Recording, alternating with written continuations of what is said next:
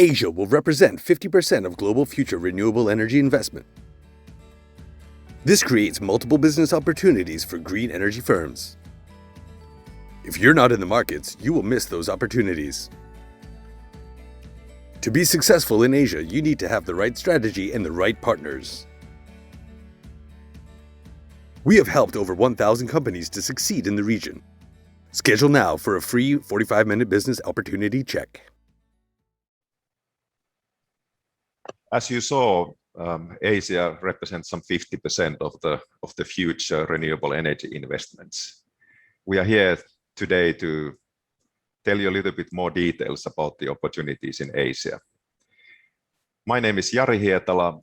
I'm one of the founding partners of Asian Insiders, located in Hong Kong and Thailand. With me today are Mr. Seppo Selkala from China, our Asian Insiders partner for mainland China, Mr. Pietro Karjalainen in Vietnam, and Mr. Hannes Humala in South Korea. Well, I think it's quite of obvious thing that Asia could potentially double the profits for decades to come for many Western companies if they are established in the renewable energy business in selected markets in Asia. I have a couple of questions here, maybe starting from Seppo in China. What do you think? What is your estimate? How well are the Western technology companies already present in China market? China obviously represents the biggest theoretical potential. It's the largest investor in renewable energy technologies in all sectors. But how well do you think, Seppo, the Western companies are present in the Chinese market? Thank you, Jari. I think that's a very good question. Of course, because China is a very huge country and also one of the leading countries in renewable energies, most of the Western renewable energy companies are already present in China. But that doesn't mean that there wouldn't be opportunities for those companies who are not here present yet. I think you might have heard that President Xi Jinping announced the carbon neutrality target by 2060 just a few months ago. And this represents huge opportunities, not only for Chinese companies, but also for Western companies.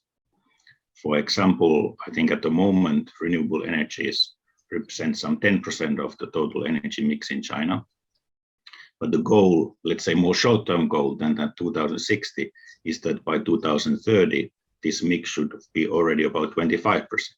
So I think there are opportunities for Western companies already in China still. Yeah, sure. The same question to the other participants. So maybe Hannes from South Korea. How do you see how well are the Western technology companies in the South Korean market when it comes to renewable energy business? Yeah, thank you, Jari, and thank you, Seppo. Yeah, I would probably say very similar what Seppo mentioned about China is that in Korea already the most major corporations are already present in the market, at least with their core business units. Maybe most or many of medium-sized enterprises are also in the market. But then again, I would say that there's a lot of smaller companies or, well, from Korean perspective, smaller companies, but sizable companies still. And even from the bigger companies, the non-core business units who are not in the market, at least so actively in Korea. So based on just these facts, I would say that there's still a lot of room in Korea. And following what Seppo said earlier about the carbon neutrality targets in China, Korea also had the same thing for 2050. All right. Well, how about Vietnam then? I think everybody knows that Vietnam has been really fast growing market in many fields, not only the renewables. But when looking at the, let's say, wind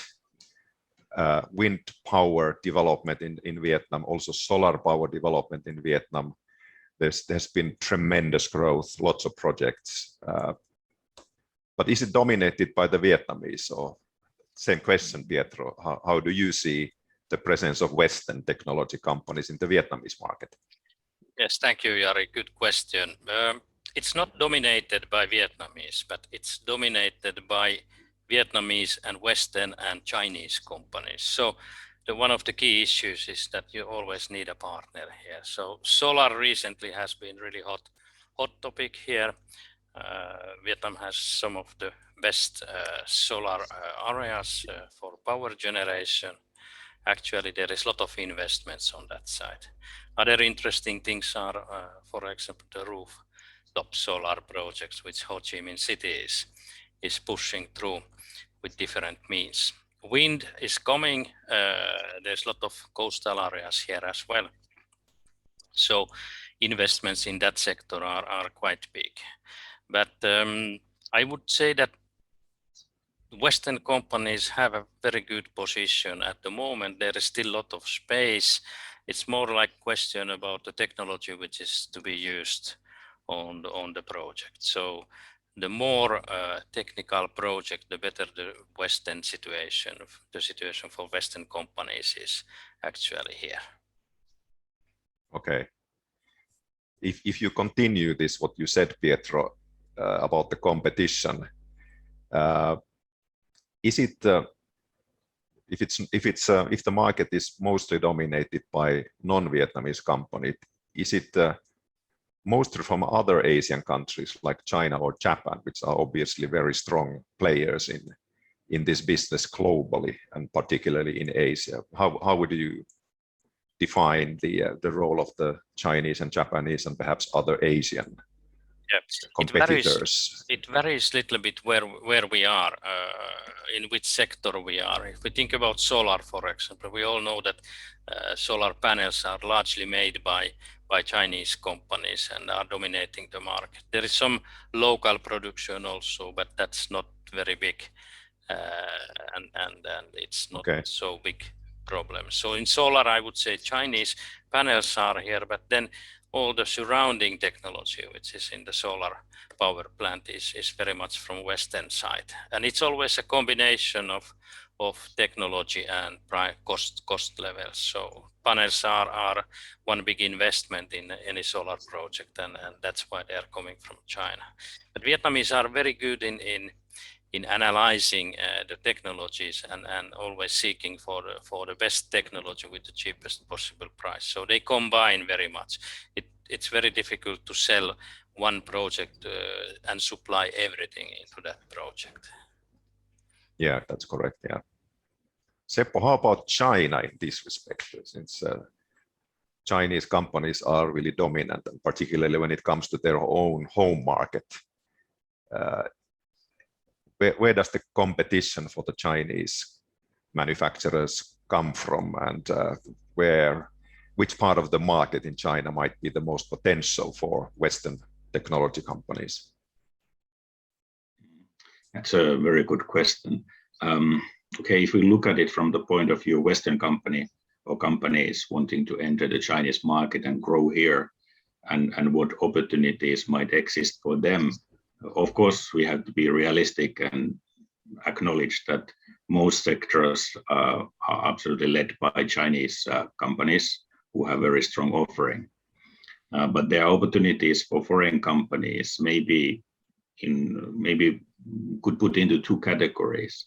Firstly, of course, there are those sectors that Chinese companies are not yet very strong, so there are opportunities, of course, there. But secondly, and perhaps most importantly, there are opportunities in the sectors that Chinese companies are already strong, but there are opportunities to supply, for example, products and technology to helping them still to improve their offering.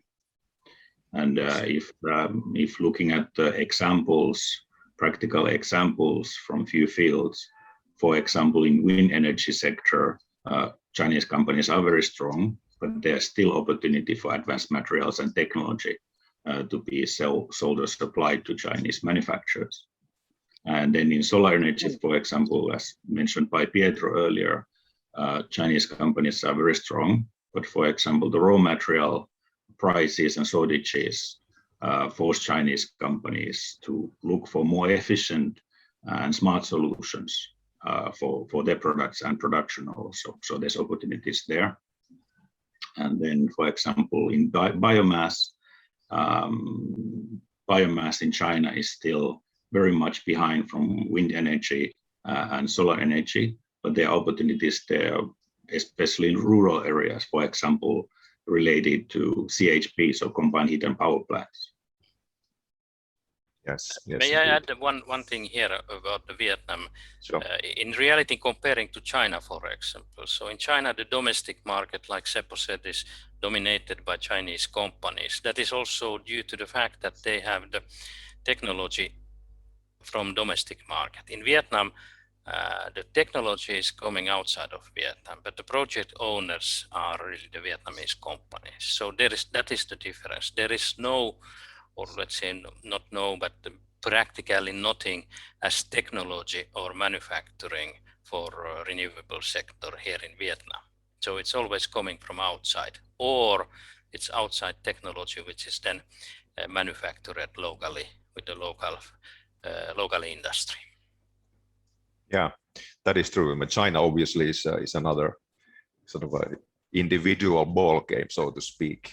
It differs from the rest of the markets completely in many other ways as well. How about Korea in this respect, the competition? Yeah, in Korea, the competition comes in all forms from all regions. The competition from China comes definitely in the price competition wise. A lot of these product solutions come from China at cheaper price than any other location in the world. Also, Chinese are investing in Korea in major projects in solar field, especially. Japanese companies are definitely in technology wise, same as Western companies. And then the Korean local companies are also providing a lot of competition for overseas companies in form of competition, especially in the mid technology products and fabrication. Korean companies are very well known to be strong in fabrication, production. Korea is home of one of the biggest EPC companies in the region, heavy machinery companies, the Hyundai Heavy Industries and the DSME and so on, who are doing a lot of fabrication. And this is interesting, especially in the renewable sector, because Korea is focusing on floating power plants a lot, both in solar and in wind. And we're not talking about just offshore power plants. This will be further away floating wind farms. And in this case, the combination of Korean shipbuilding and heavy industries fabrication is going to be a strong asset also, not as competition, but if foreign companies want to be in Korea, they definitely need to be partnering with companies like these to offer these big projects. So in Korea, it comes in all forms: Chinese competition, Japanese competition, local, and Western competition. Yeah, thanks, Hannes. And like you a little bit mentioned, the role of these big shipbuilding companies, for instance, the EPCs, Korean EPCs are very, very strong across Asia, not only in the Korean home market, but also in Thailand, in Vietnam, and so forth. So if you as a technology company, if you are able to establish sales channels through the Korean EPCs, you are not only targeting then the Korean market, but the whole Asia, together with these huge companies like Hyundai or Samsung, people like that. That is correct. And this is, of course, also true in renewable industries. You need to be building your sales channels in Korea for these big Korean EPC companies for projects outside of Korea. For example, in Middle East or Southeast Asia or wherever they are bidding for projects, the decisions are made here locally in Korea, in Korean, and you need to be selling in Korean here. Absolutely. All right. I hope we managed to sort of raise attention about the Asian markets. It's not only China. There are plentiful of opportunities in the other Asian countries as well, growing fast. the opportunities are really plentiful. And if you are in this business, the question is that how long could you afford not to be present in these markets? It's kind of a non-brainer for anybody to sooner or later get established in these markets through the right strategy and through the right partnerships. And that leads me to my next question to all of you three here, that if you would have to name three most important things companies should do in order to succeed in your country in the renewable energy business, what would those three things be? Maybe starting from Hannes.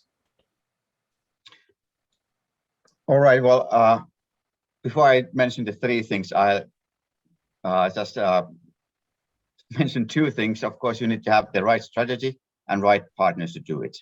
But if I would just expand a little bit here, what we see all the time is that companies, overseas companies, usually do not build their presence in the markets based on clear logic. So this would be my number one advice, that to build your presence in Korea based on clear logic.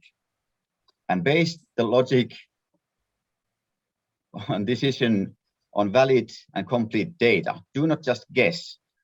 Do not just rely on English or your local language to get the data.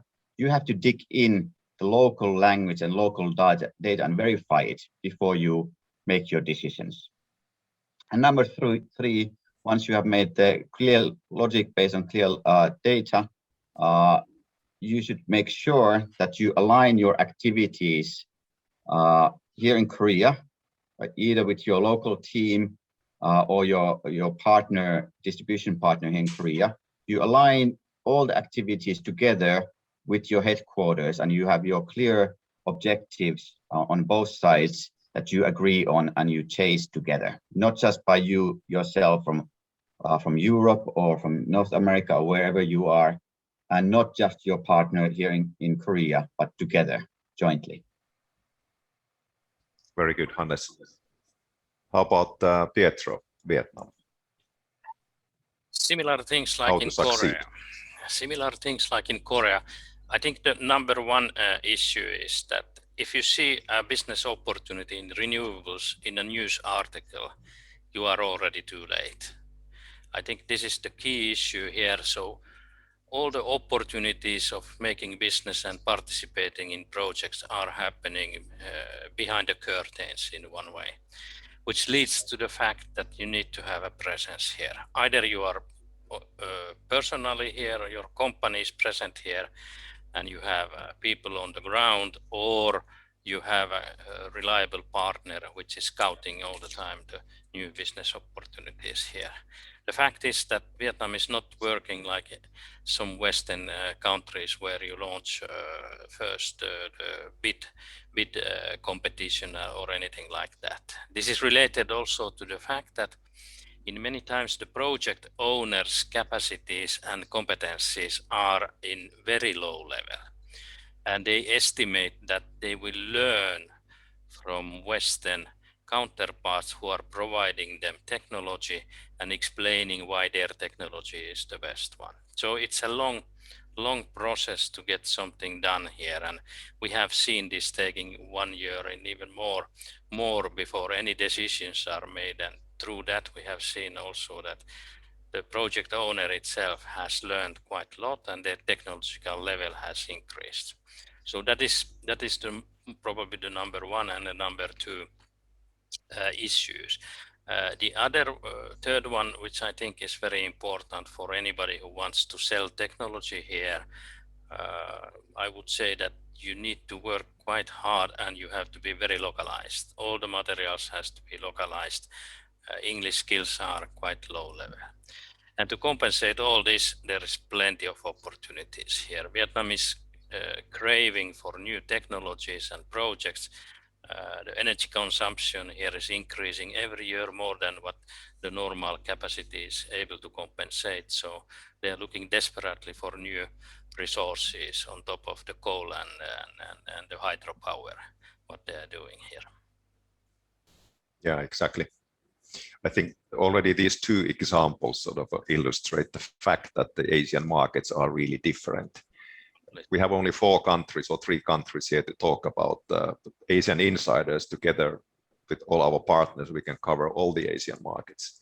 And if we were to have here also India, Indonesia, Malaysia, Thailand, and Philippines, and so forth, taking part in this discussion, you could hear that the circumstances and some of the success factors for entering these markets vary from country to country.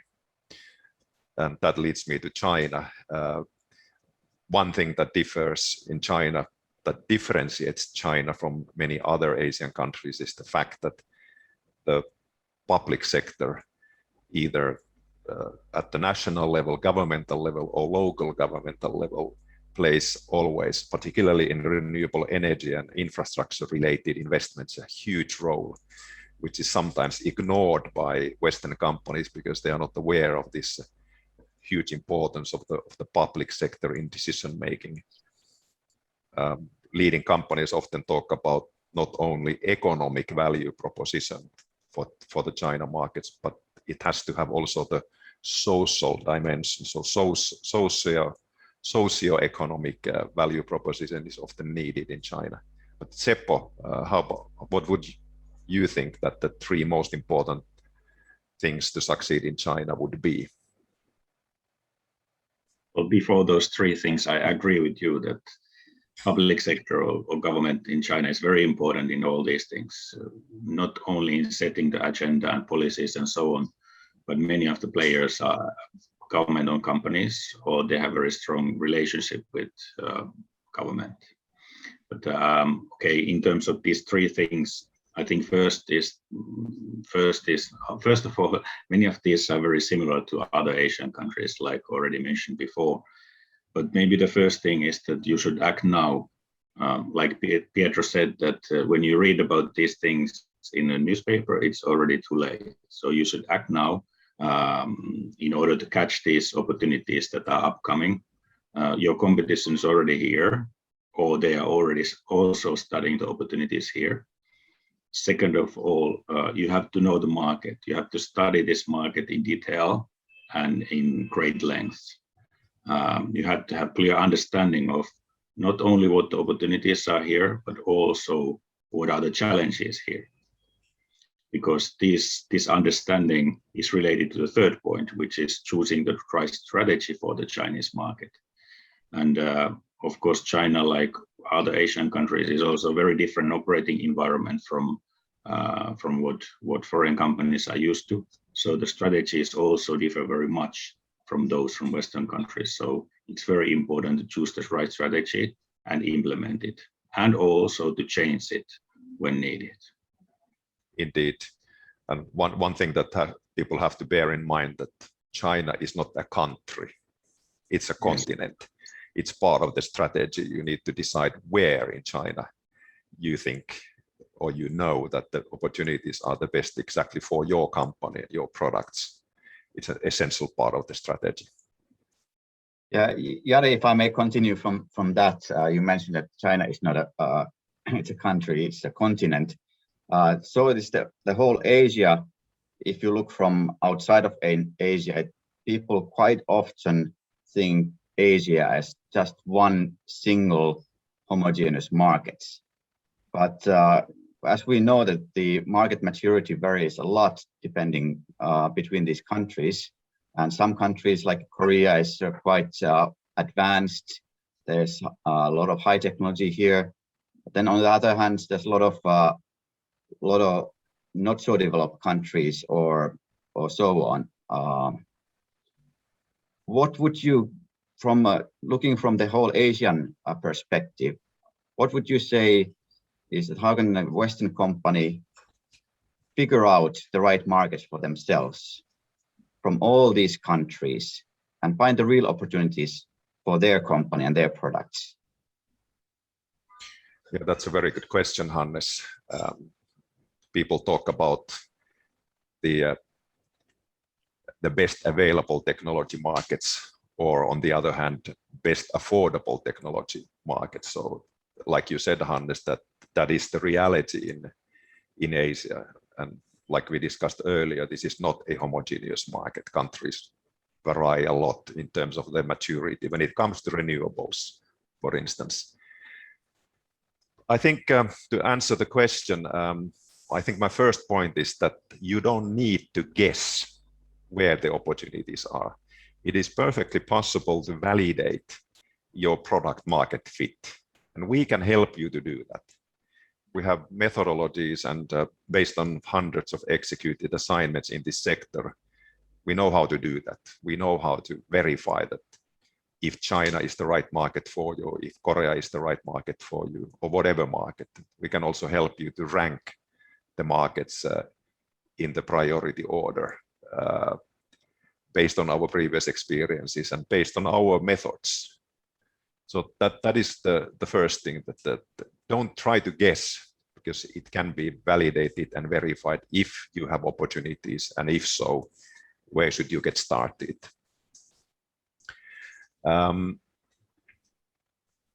What else could I say?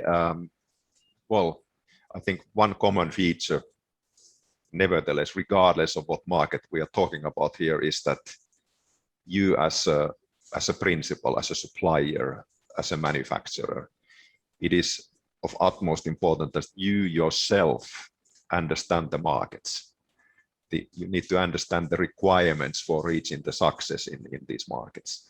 So, and it's not only, although we speak about how important it is to have partners, but having or appointing the partners without your own market knowledge is not guaranteeing you any success in the market.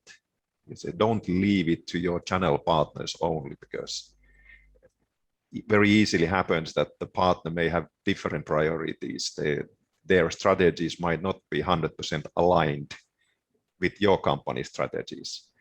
So it is really mandatory requirement to acquire necessary good enough market knowledge of the opportunities in the chosen target markets, and then build your strategy and your partnerships accordingly.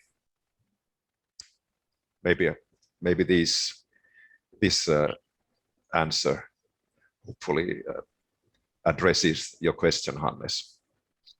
Yeah, definitely.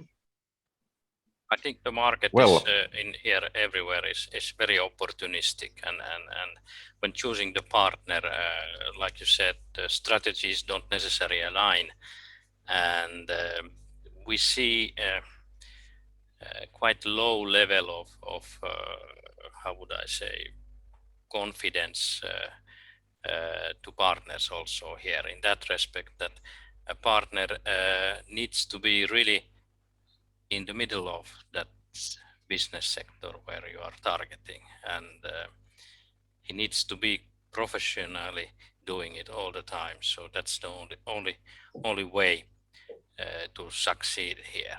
There are a lot of companies, a lot of people who are in a very opportunistic way trying to do something, and they seldom lead to any success, in the matter of fact.